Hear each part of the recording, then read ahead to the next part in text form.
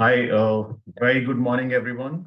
Welcome to 2026. A very sure, very happy New Year. This is our first session for CMAAO International Weekly Meeting, and I welcome everyone on this board for a very happy New Year, a disease-free New Year, and a knowledge-based New Year. So this is our motto where we will spread knowledge and we will try to answer all the questions of people whoever has problems.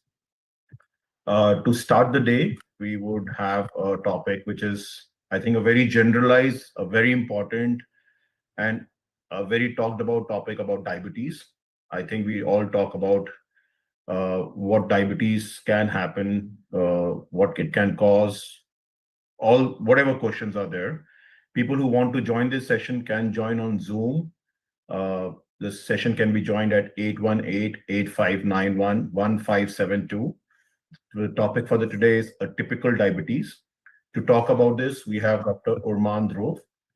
Dr. Urman Dhurv is a senior physician and a director of internal medicine at HCG Hospital, Ahmedabad, with over 3 decades of experience in clinical medicine, a distinguished specialist in diabetes care, a public health awareness. He holds qualification in MBBS and MD in internal medicine and LLB.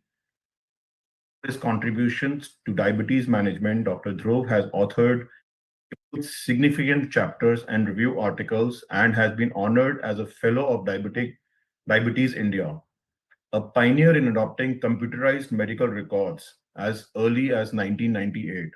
He has developed a unique data-driven respiratory for nearly 10,000 patients. His work continues to shape national guidelines and community education in diabetes and hypertension. Sir, we are pleased to have you here, and over to you. Thank you, everybody. Uh, Lots of good wishes for a very happy new year. I'll share my screen.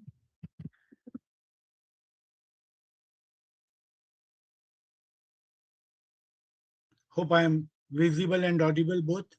Absolutely, sir. Perfect. Fine. So, what we are going to talk in next 35 minutes would be atypical diabetes, with a disclaimer that few of the presented cases have been received from our group's data. We are going to do it more or less case based so that it becomes little easier for everybody to understand. When I was studying in 1987, this is what my teacher used to tell: I can do anything except make insulin. And this is something that we knew, that everyone who is juvenile is type 1 diabetes, and everyone who is elderly are type 2 diabetes. Unfortunately, that has been the myth even in 2026. And that's what we are going to break by today's presentation. So, what is atypical diabetes? A rarer form of diabetes which differs from the common forms of type diabetes, which are type 1 and type 2. Actually, whenever we try to fit the clinical scenario of few of the patients, it does not fit, neatly fit with a diagnosis of either type 1 or type 2 diabetes, and that is known as atypical diabetes. So let's start with a case. Mr. B is a 30-year-old lady, BMI 28, central obesity, borderline hypertension, strong positive family history. Mother and brother both are having type 2 diabetes. Presented with symptoms of frequent vaginal yeast infection and increased urination. And she had measured her blood sugar somewhere in a party which turned out to be 275, meaning thereby she did not have osmotic symptoms. HbA1c 10, triglyceride 216. So, very classical case of type 2 diabetes, office case that we see day in and day out. And so, obviously, she was started on OHAs, metformin and sulfonylurea with lifestyle modification. 6 months later, nothing changed. Obese, high BMI. So, GLP-1 receptor agonist was added as per the current tradition. HbA1c did not decrease a lot, went to 8.5. So, as per again the guidelines, basal insulin was added to reach to a target of fasting blood glucose of 126. Once her blood sugar reached 120, she was placed on a blinded CGM, and something surprising was detected: a very high degree of glycemic variability, more so after eating, and multiple hypos at night. So we ordered an autoantibody testing. Fortunately, I'll explain you why fortunately I'm saying positive for anti-GAD, and later on we went in for other autoantibodies also academically, and they were positive. So now she was diagnosed as type 1 diabetes. Type 2 diabetic medications were stopped and started on intensive insulin therapy regimen. What would you call her? A lucky lady or an unlucky lady? Uh, Lucky lady, the reason is after such a long time, her autoantibodies remain positive. And that is what the lesson of the lecture is. If at all you are suspecting something atypical, go for antibodies at the earliest because they may wane. So she was lucky that we could get a diagnosis, unlucky because she would not be on OHS. So she presented like an adult with type 2, but actually had type 1 diabetes, misdiagnosed, placed on OHA, and did not have adequate effect. The combination of her age and lack of response to non-insulin therapies led us to measure antibodies and correctly diagnose her. Let's go to another case. Mr. H is 40-year-old Indian with a BMI of 23 kg per meter square, history of type 1 diabetes. Actually, he presented at a multi-specialty general hospital with mild diabetic ketoacidosis and pneumonia. Obviously, he was admitted and pneumonia was cured, posted on insulin. He had a strong family history of diabetes, both insulin and non-insulin requiring. His father and grandmother had the condition. He was on multiple daily insulin regimens since diagnosis, 5 years, but he used to occasionally forgot to take the insulin for a week or so without any issues. At a recent visit to our clinic, his laboratory results showed a fasting blood glucose of 123 with 4 units of basal insulin and a C-peptide level of 2.8, which shows a good pancreatic reserve. Testing was negative for anti-GAD and ZNT8 autoantibodies, although, as I said, 5 years later, a false negative is not unlikely. Metformin and DPP4 inhibitors were sequentially added to his insulin regimen. Pre-meal insulin doses were reduced and gradually withdrawn. And he was absolutely stable on metformin with DPP4 inhibitors. So this was a gentleman who had adult onset type 1 diabetes, but actually he had type 2 diabetes. Misdiagnosis meant appropriate treatment was delayed for 5 years. Individuals with type 2 diabetes, particularly those who are African American, can have decay at diagnosis and during period of illness. So the message: DKA does not always mean type 1 diabetes. Of course, this was actually A minus B plus KPD, which we'll see what it is later on. Just remember this case, we are going to mention it later on. The fact that Mr. H was relatively lean and young and presented with decay made the diagnosis of adult onset T1D likely, and correctly so, but this should have been immediately confirmed with antibody testing and clinical follow-up to determine which type of diabetes he had. So, the lesson: if you at all you find something atypicality, go for autoantibodies at the earliest, as early as possible. So, although it is said what is in a name, atypical diabetes has multiple phases, and we'll take few of them, not all, because we are supposed to finish within 35 minutes. So we'll take few of them. And first would be monogenic diabetes. Obviously, monogenic diabetes means it's a non-syndromic form of diabetes. Why non-syndromic? Because the presentation would be only diabetes and diabetes. No other system, nothing else would be affected initially. It would be Mendelian inheritance driven and damaging variant only in a single gene. That's why it is monogenic. A strong family history that typically follows an autosomal dominant pattern of inheritance. We'll see some autosomal recessive pattern also later on, but this is autosomal dominant pattern.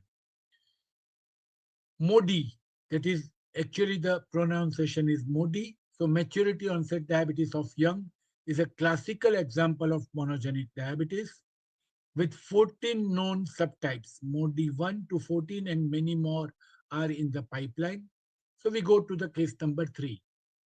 15-year-old male having type 1 diabetes 6 months back, osmotic symptoms with weight loss, fasting 140, BMI 21, no ketones, sugars ranging from 82 to 210, obviously classically treated with basal insulin 6 units, which kept his A1C 6.4 to 6.7 and sugars between 90 to 190. Younger patient, although male, one had to do thyroid function test, normal, get antibodies negative, C peptide normal, once again suggesting a good pancreatic reserve, and lipids were okay. What did we ask?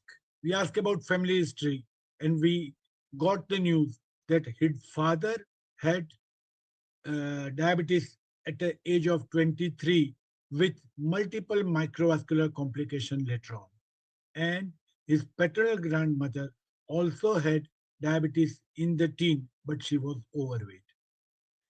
So we remember this classical autosomal dominant monogenic diabetes where unaffected mother versus an affected father would lead to 50% MODI in the children. 2 out of 4 would have MODI. What did we think about this patient?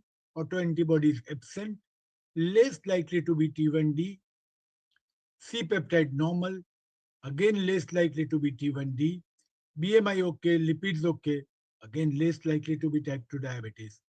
Strong family history. Could this be atypical diabetes? Yes, we sent in for genetic testing and it turned out to be heterogeneous for HNF1 alpha mutation, meaning thereby it was MODI3. What is the treatment of MODI3? We'll see. MODI3 is the most common form of MODI. Patients often develop insulin deficient diabetes in the second or third decade of life, and that's why they are diagnosed as type 1 diabetic. Microvascular complications are much more common with HNF1 alpha MODI, but the treatment remains OHA, sulfonylurea responsive. They are very easily controlled with sulfonylurea for at least first 5 to 10 years of life. So this is classical case where you can uh, take away insulin for a short period. Another case, 12-year-old boy diagnosed to have diabetes 3 years back. Polyuria, fasting 120 to 140, post glucose 210, A1C 6.5, and was on metformin, BID 200,000 milligram BID because he was obese, normal puberty. Multiple maternal relatives with diabetes, mother BMI 29, A1C 6.8 on glimepiride, maternal um, father had mild hyperglycemia. His own BMI was high, A1C 6.5, sent for genetic studies, and it turned out to be GCK gene. And what's the treatment? Let's see. So it is GCK MODI, which is the second most common form of MODI. Mildly elevated fasting hyperglycemia, mildly elevated A1C. And the pharmacological treatment? Well, no treatment is recommended except during pregnancy. So now one can understand diagnosing MODI is so significant. The reason is diabetes related complications are conspicuously absent. How do you suspect? Strong family history, absence of complication, and very mild hyperglycemia. Think about genetic studies. So MODI, together the subtypes of MODI account for 1 to 5% in a country of 140 crore population. And in a country where you are having 40% prevalence of diabetes, you can count the number of MODI that must be moving in the population very high. Most common types are MODI 3 followed by MODI 2.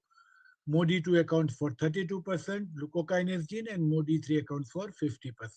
And these are different phases of MODI 2 and MODI 3 that you can see. The charts are always there in the textbook.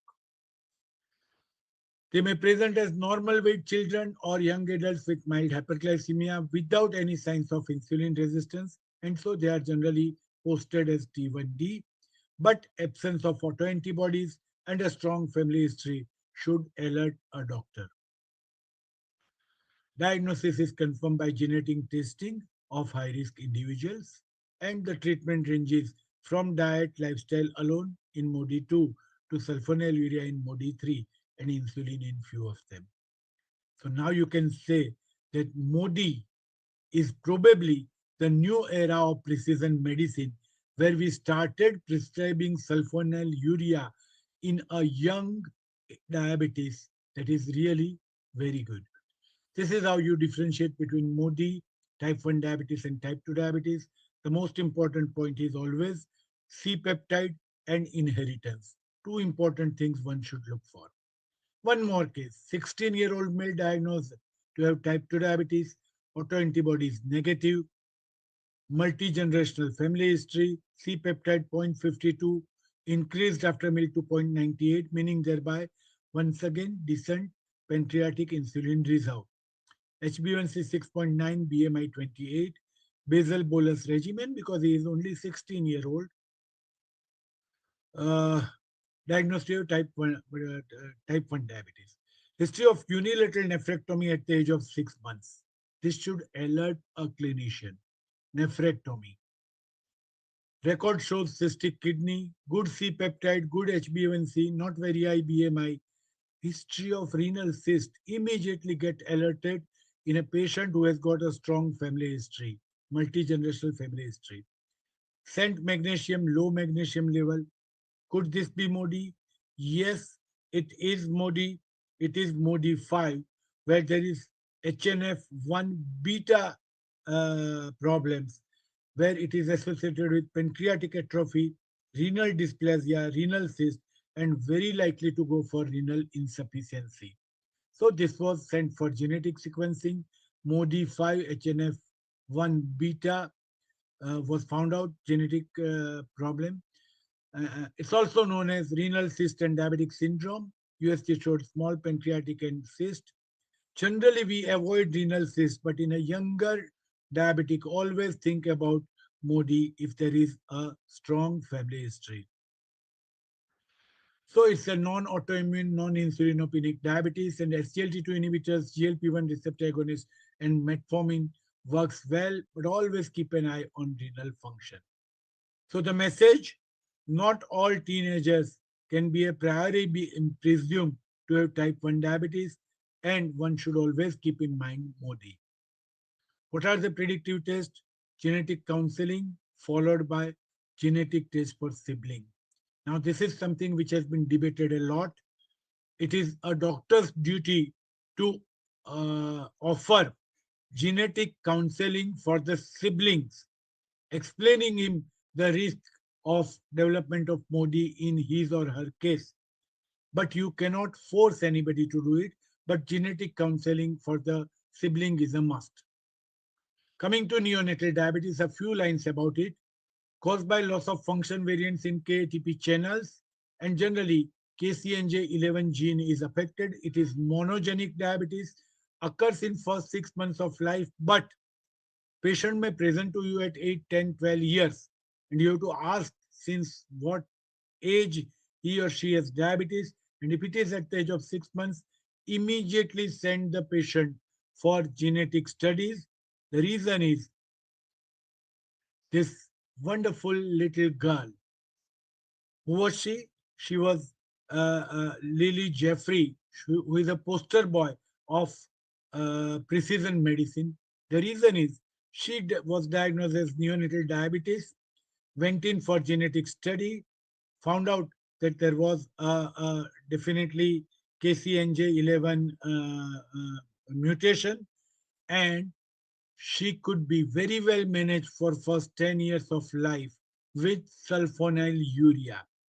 So that is very classical way of precision medicine, neonatal diabetes. Oligogenic forms of diabetes and syndromic diabetes. Again, a couple of slides about them. Syndrome means there are more than one system affected. Atypical diabetes is there. So in addition to hyperglycemia, you find multiple syndromes and multiple genetic mutations are there from a single molecular deficit. A positive family history may be seen in few of the patient, and it encodes protein important for beta cell development.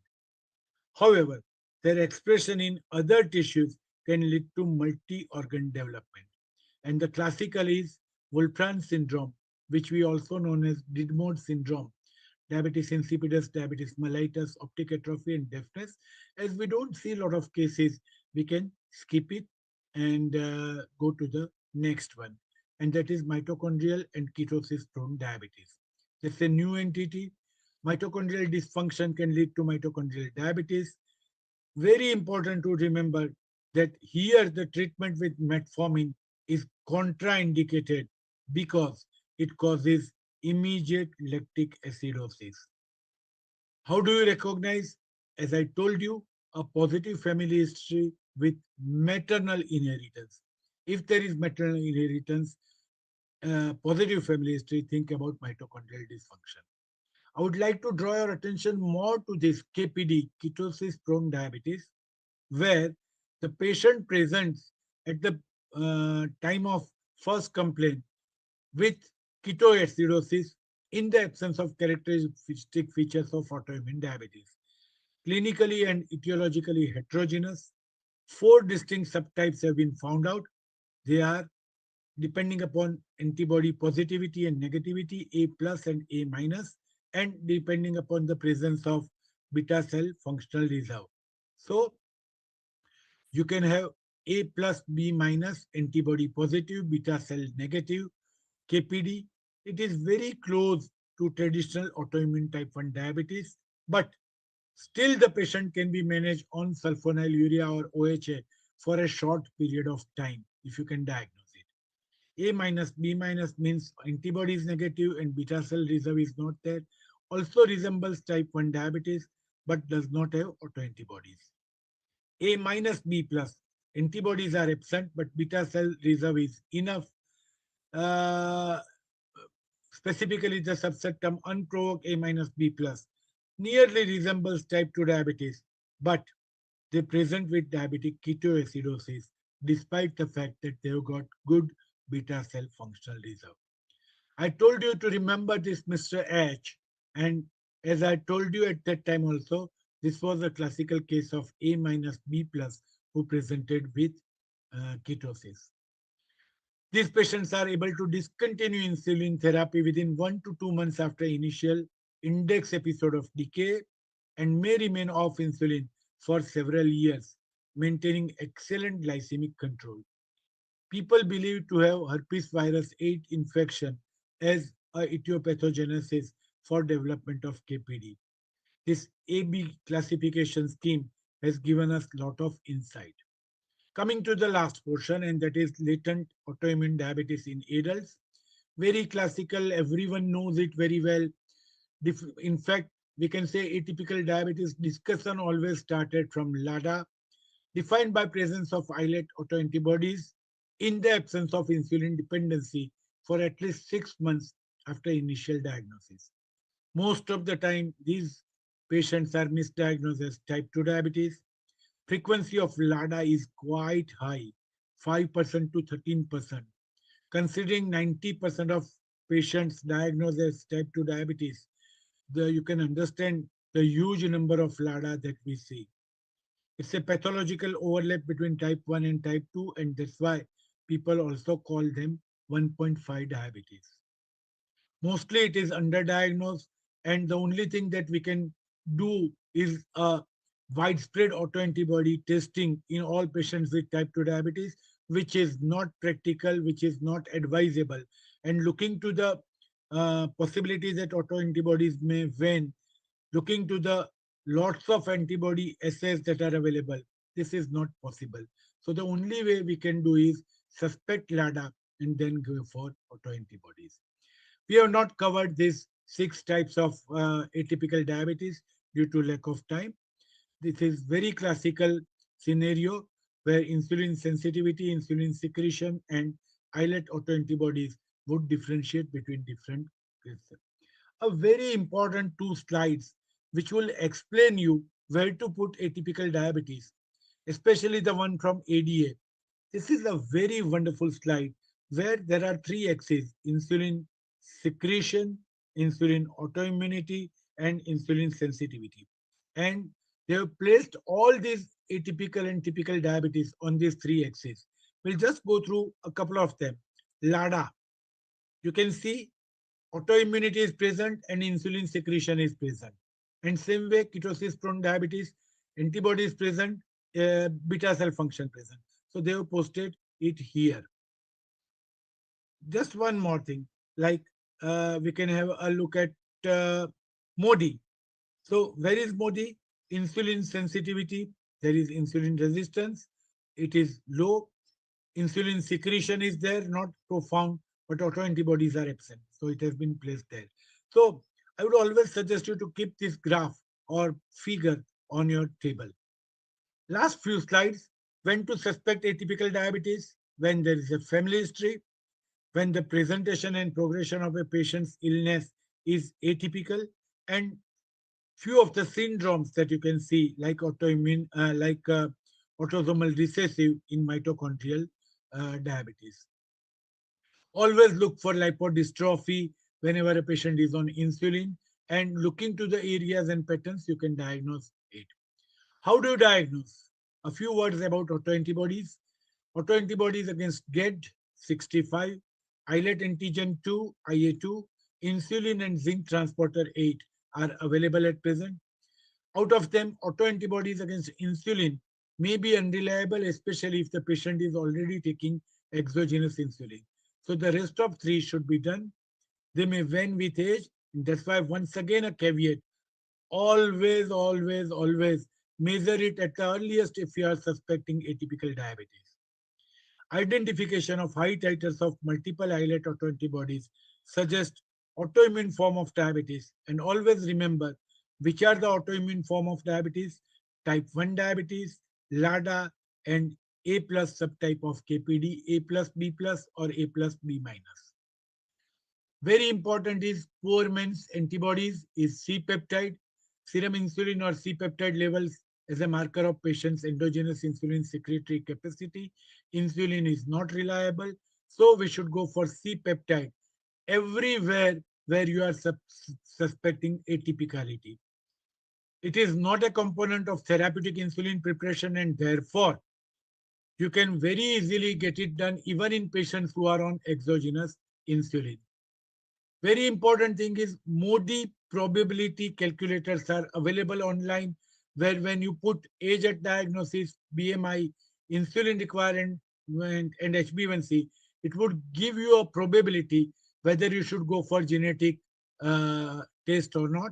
And the genetic tests that are available, single gene tests are available, quite cheap, I would say, nowadays, from about 2,500 to 5,000 rupees. And as you have seen, it is going to clinch or change the life of a person if it turns out to be MODI 2 or 3. Molecular genetic testing, broad-based molecular tests are available. And last portion, how to approach to a case of atypical diabetes. Look for disease course, family history, physical examination, especially for markers of insulin resistance. If they are present, more likely to be type 2 diabetes, acanthosis nigricans, adipose tissue loss, or syndrome are any present or not. Very classical graph you'll find in all textbook. Approach to a case of atypical diabetes, age at onset, and then followed by, very important thing is blood glucose, C-peptide, and autoantibodies. 3 important things which would differentiate the two.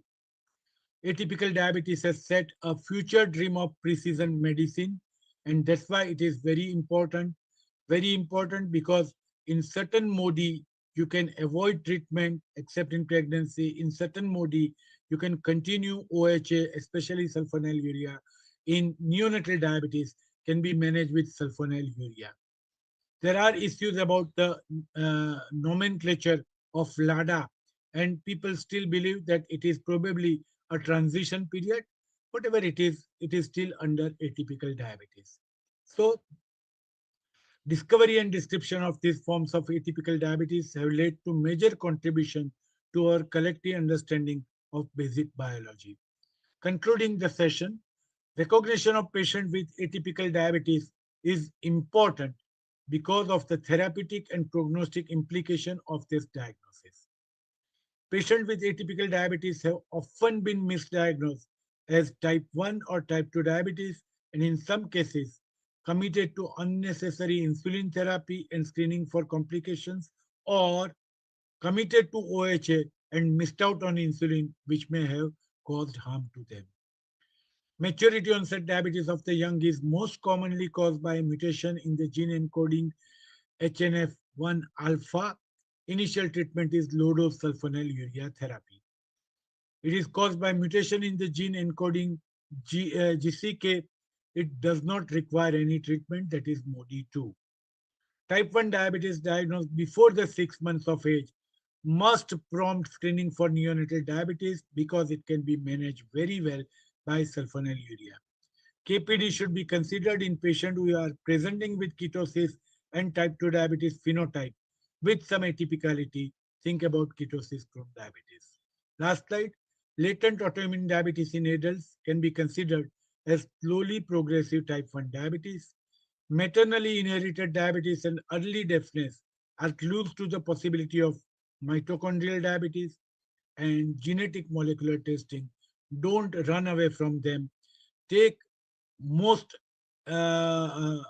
advantages of this genetic molecular testing, which are now very easily available in most of the cities. I'm sorry if what I said was said during my hypoglycemic events. Thank you very much. Thank you, Dr. Dhruv, for wonderful, insightful, our first presentation in 2026. And I welcome Dr. Chong. He's the chairman for CMAAO. I welcome Dr. Anil Kakri. He's the president for CMAAO. He's from Nepal, and Dr. Chong is from Singapore. Dr. Chong, first day you are late.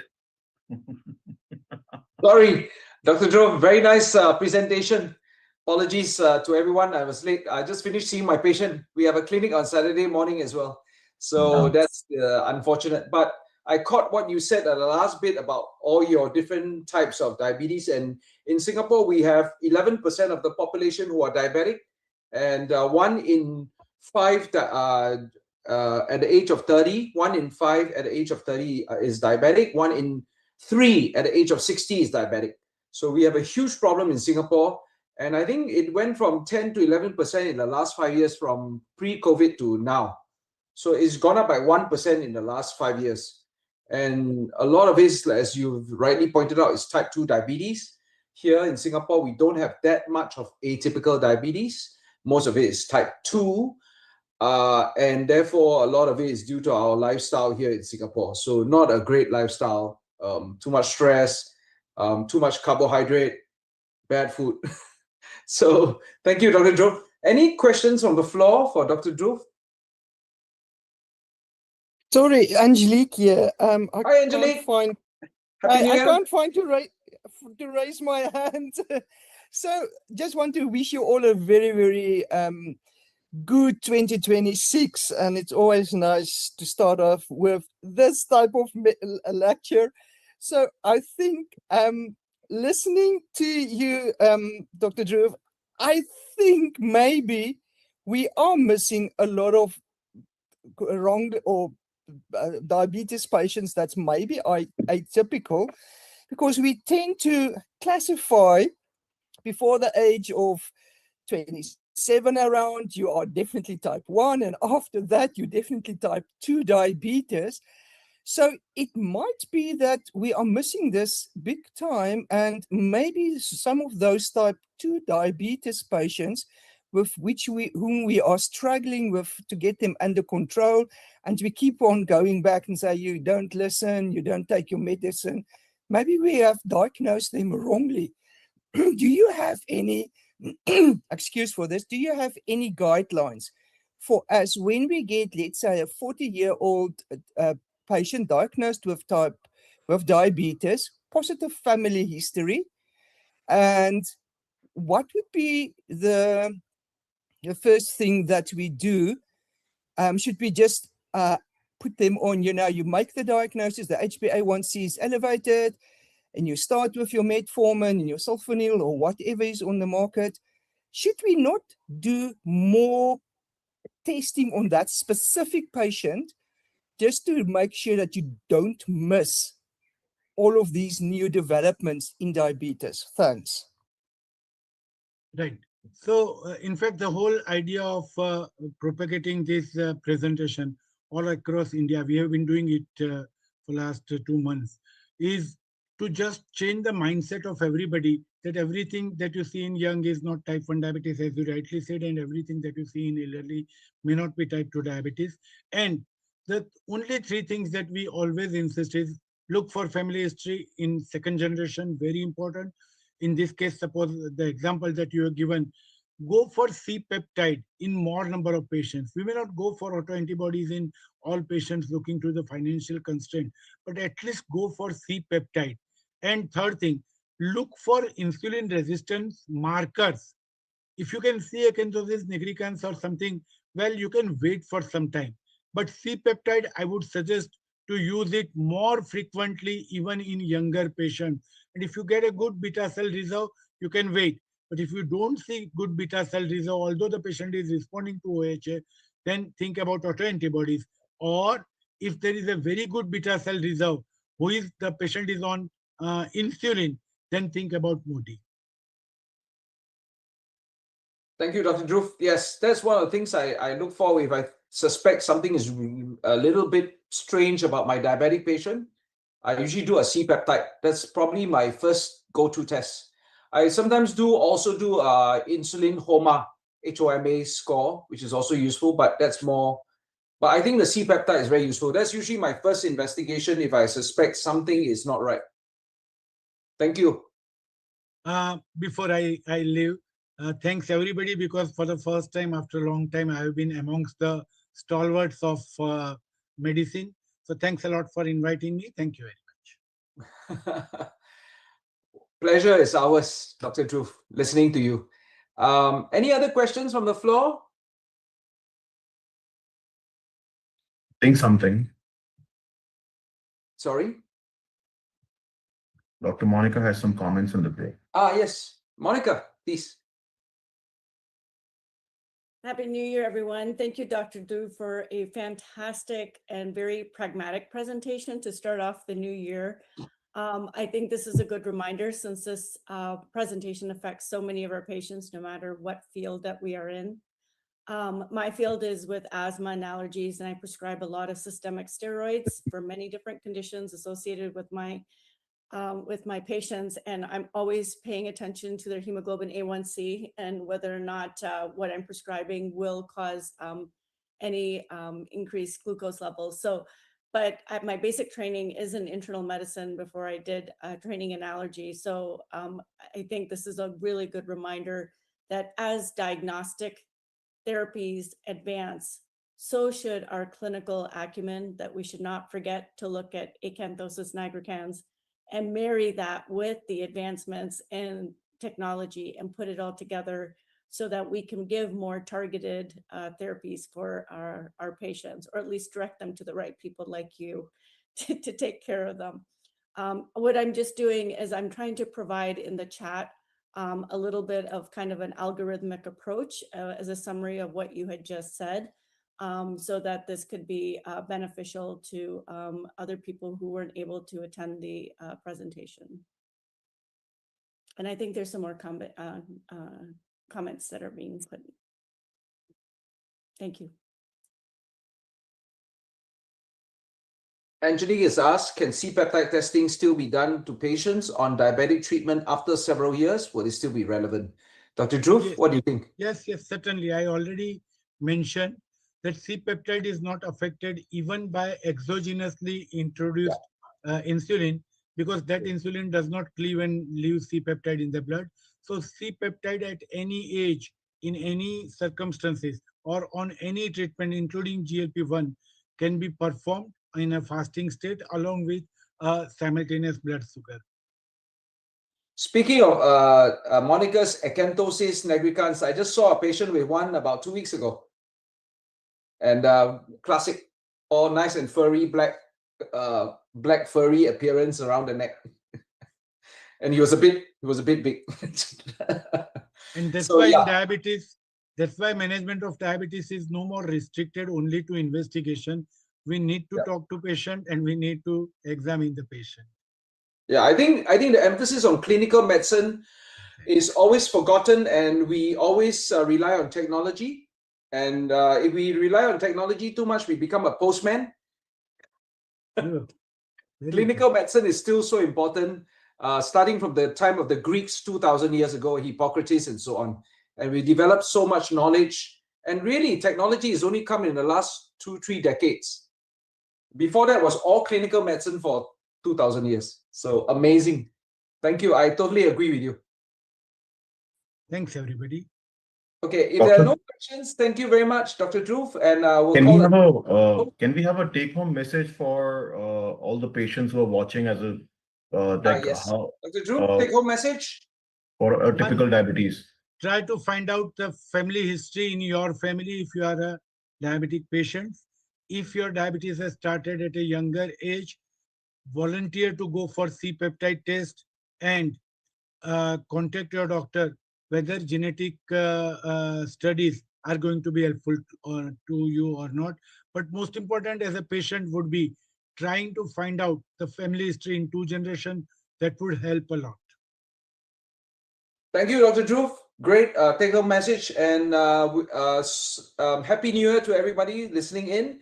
And we hope to see you again, Dr. Dhruv, in the near future. And everyone have a good year ahead. Thank you. Disease-free year. Thank you very much. Excellent presentation, sir. Congratulations. Thank you. Thank you very much. Thank you.